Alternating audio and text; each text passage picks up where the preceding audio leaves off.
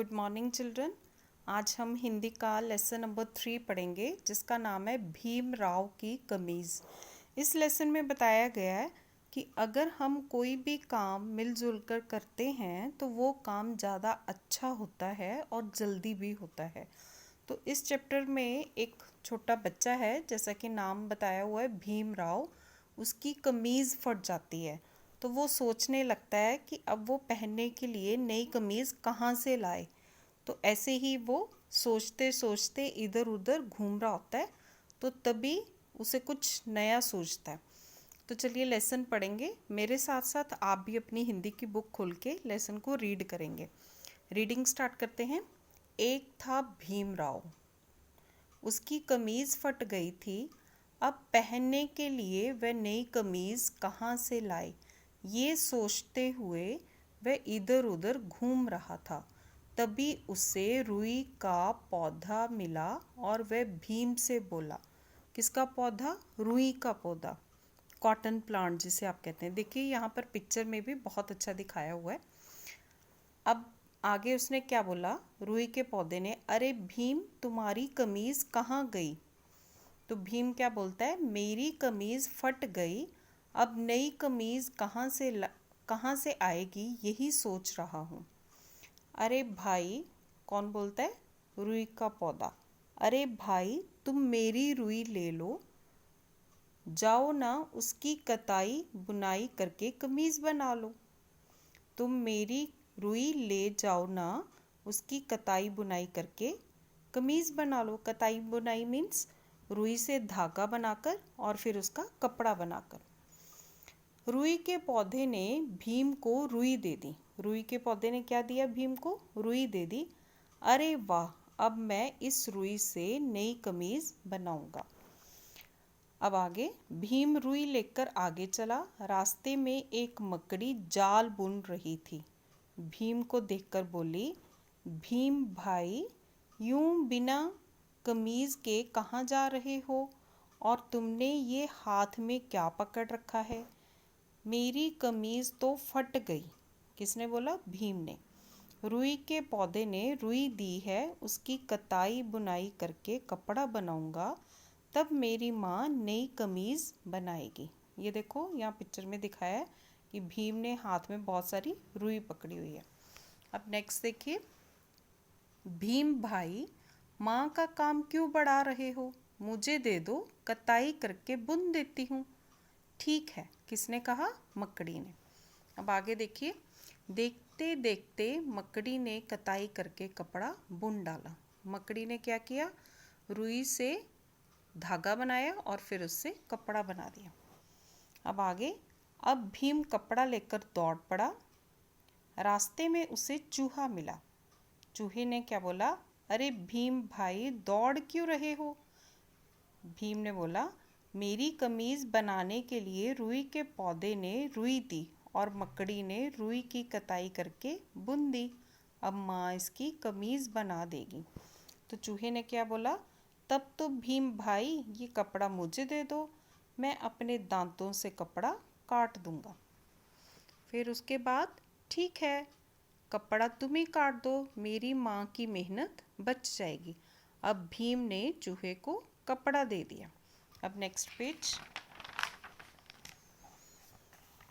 पास में बैठी एक बया इन दोनों की बातें सुनकर बोली। बया मीन्स चिड़िया। वो बोलती है, लाओ भीम भाई, तुम्हारी कमीज सिलने का काम मैं कर देती हूँ। अच्छी बात है, भीम ने बोला। उसके बाद बया ने मकड़ी के जाल से धागा बनाया और अपनी चोंच से छेद बनाकर फटाफट कमीज सिलने लगी। उसके बाद अब भीम की कमीज़ तैयार होगी। किसने किया? बया ने सिल दी और चूहे ने कपड़ा काट दिया। उसके बाद भीम बोलता है, धन्यवाद दोस्तों, कमीज़ इतनी बढ़िया बन गई कि भीम देखकर झूम उठा। झूम उठा मीन्स खुशी से झूम उठा। आगे देखिए। आगे भीम की मुलाकात एक गिलहरी से हुई। उसे दौड़ता देखकर गिलहरी बोली, अरे दोस्त, ज़रा रुक जाओ। नहीं नहीं, अभी नहीं, बाद में आऊँगा, मुझे अपनी माँ को बढ़िया सी कमीज़ दिखानी है। भीम ने रुई से कमीज तक की पूरी कहानी गिलहरी को सुनाई। ये सुनकर गिलहरी बोली, तब तो भीम भाई ज़रा रुक ही जाओ, मैं तुम्हारी कमीज पर अच्छा सा डिज़ाइन बना देती हूँ। भीम बोला, ठीक है।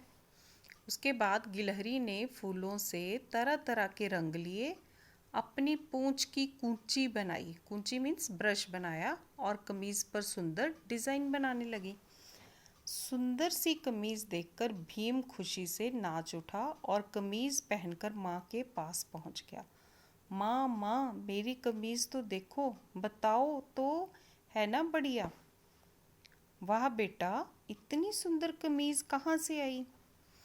माँ, ये सुंदर कमीज तो रुई के पौधे, मकड़ी, चूहे, बया और गिलहरी ने मिलकर बनाई है।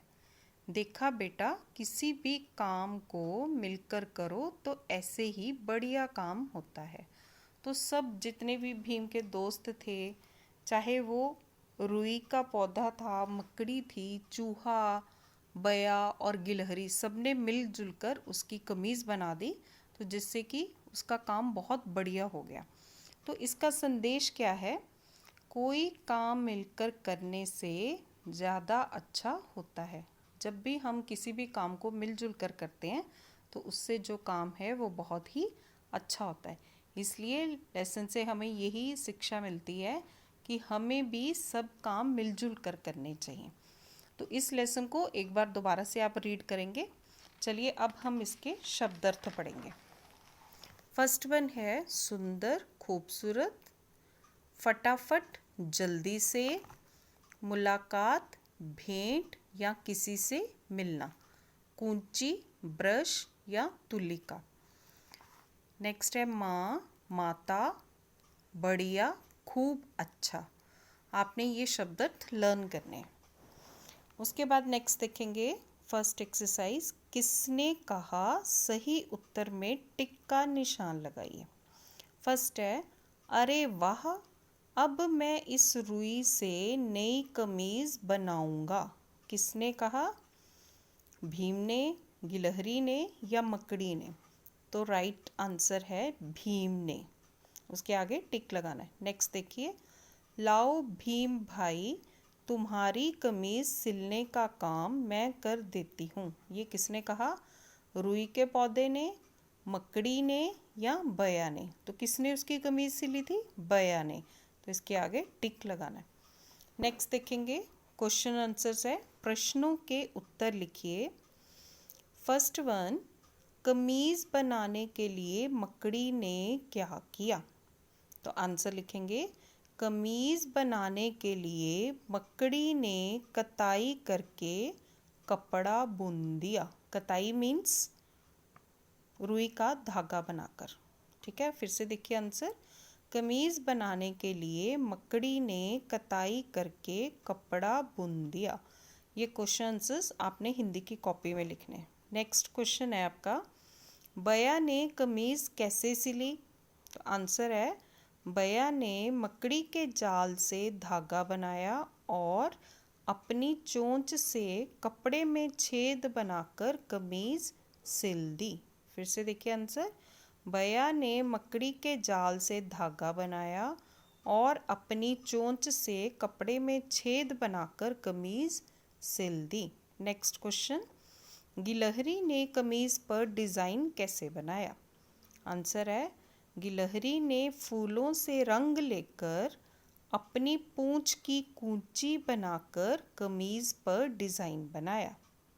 ठीक है, फिर से देखिए आंसर, गिलहरी ने फूलों से रंग लेकर अपनी पूंछ की कूंची मीन्स ब्रश बनाकर कमीज पर डिज़ाइन बनाया। नेक्स्ट वन पार्ट से आगे, फर्स्ट वन है, मकड़ी क्या काम करती है? तो आंसर लिखेंगे, मकड़ी जाल बनाने का काम करती है। नेक्स्ट वन, मिलजुल कर काम करने से क्या क्या फ़ायदे हैं? तो आंसर लिखेंगे, मिलजुल कर काम करने से ज़्यादा अच्छा होता है। मिलजुल कर काम करने से जो काम है वो ज़्यादा अच्छा होता है। तो चिल्ड्रन, ये क्वेश्चंस आपने अपनी हिंदी की कॉपी में लिखने हैं। ऊपर लिखना है पार्ट नंबर और फिर लेसन का नाम भीमराव की कमीज़। चलिए अभी हम आगे भाषा ज्ञान करेंगे। तो भाषा ज्ञान की फर्स्ट एक्सरसाइज है आपकी लिंग।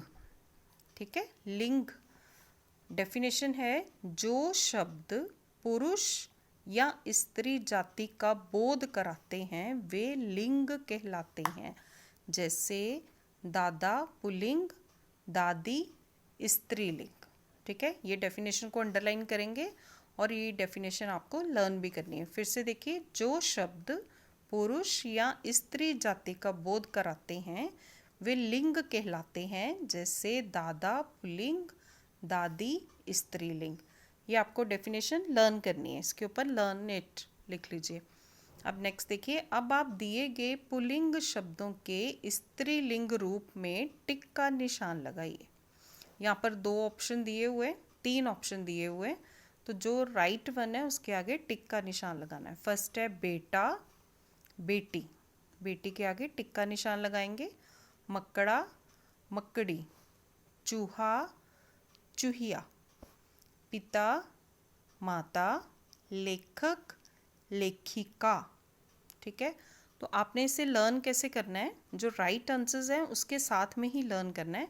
बेटा बेटी, मकड़ा मकड़ी, चूहा चूहिया, पिता माता, लेखक लेखिका। एग्ज़ाम में भी ये इसी तरह से आएंगे। ठीक है, ऑप्शंस में नहीं आएगा, ये सीधा आपको आंसर्स लिखने होते हैं। उसके बाद सेकंड एक्सरसाइज है विपरीत अर्थ बताने वाले शब्दों को विलोम शब्द कहते हैं। जैसे सुगंध दुर्गंध। विपरीत मीन्स उल्टा अर्थ बताने वाले शब्दों को, ठीक है, जिसे इंग्लिश में कहते हैं ऑपोजिट। उल्टा अर्थ बताने वाले या विपरीत अर्थ बताने वाले शब्दों को विलोम शब्द कहते हैं। जैसे सुगंध दुर्गंध। इसकी भी डेफिनेशन आपको लर्न करनी है। अब आंसर है इसका, दिए गए विलोम शब्दों का मिलान कीजिए। ये मैचअप्स हैं, लेकिन आपने सामने इसके आंसर लिखना है और लर्न भी इसी तरह से करना है। एग्ज़ाम में भी जो मैचअप्स होते हैं उसके सामने आंसर लिखना है। फर्स्ट वन है नई पुरानी, इधर उधर, बढ़िया घटिया, अच्छा बुरा, सुंदर बदसूरत। ठीक है, इसे आपने लर्न करना है और अपनी हिंदी की बुक में ये एक्सरसाइजेस कंप्लीट भी करनी है। आगे नेक्स्ट एक्सरसाइज देखेंगे, थर्ड वन, ड़ और ढ में अंतर समझकर इनके प्रयोग से खाली जगह भरिए।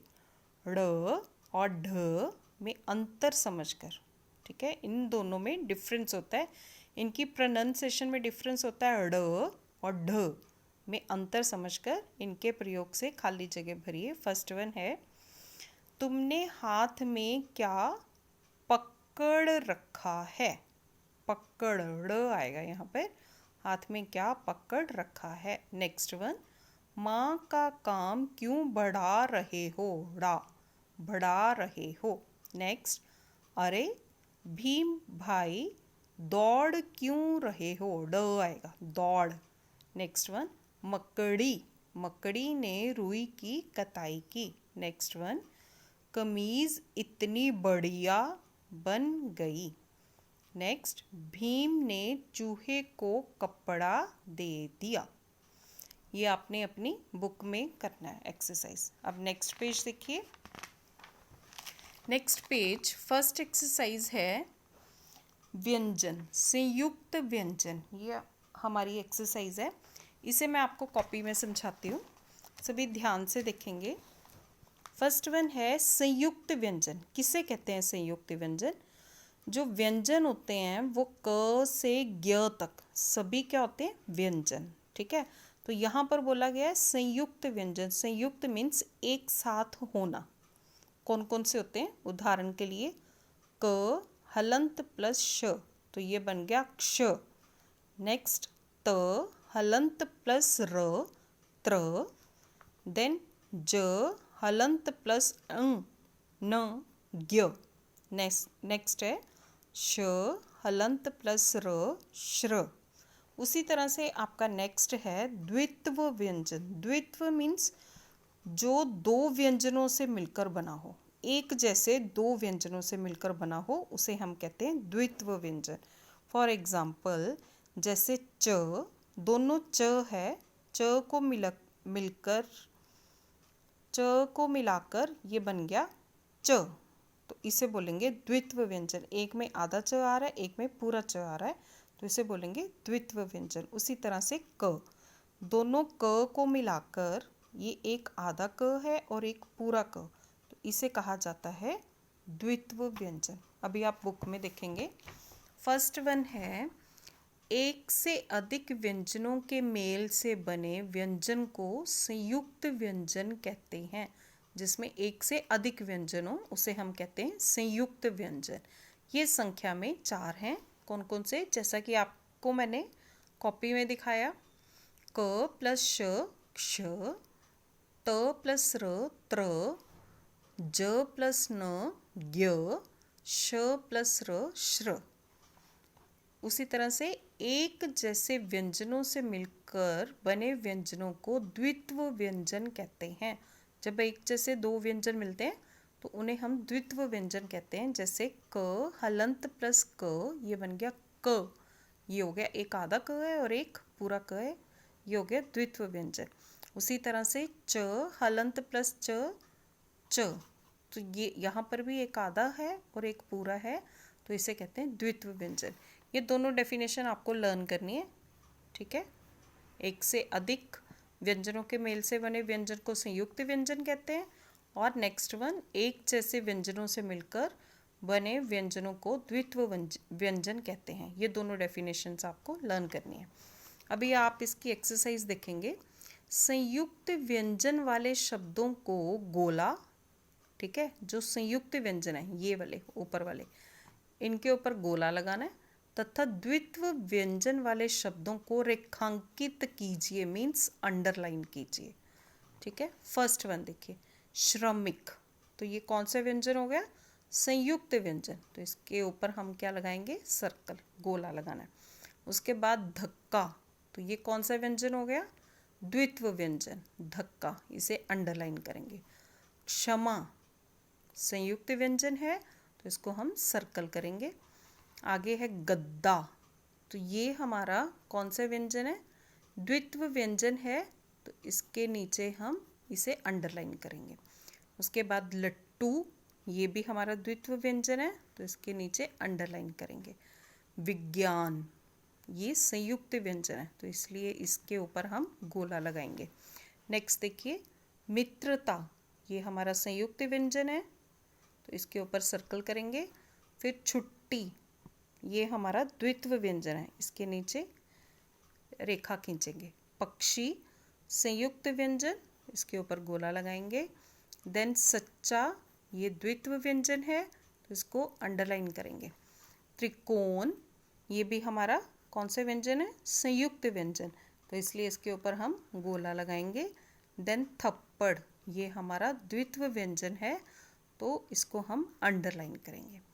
तो चिल्ड्रन, इस तरह से ये आपका चैप्टर कंप्लीट हो गया। तो आपने इसकी सभी एक्सरसाइजेस बुक में करनी है। जो भी एक्सरसाइजेस मैंने अभी करवाई ये आपको बुक में करनी है, और इसके शब्दार्थ और प्रश्न उत्तर ये आपको हिंदी की कॉपी में लिखने हैं, और ये पूरे चैप्टर की एक बार दोबारा से अच्छी तरह से रीडिंग करनी है, और सभी शब्दार्थ, एक्सरसाइजेस, प्रश्न उत्तर, ये सब कुछ आपको याद करना है, लर्न करना है, और इस लेसन को 2-3 बार रीड करना है, रीडिंग की प्रैक्टिस भी करनी है। Okay, thank you children, God bless you all.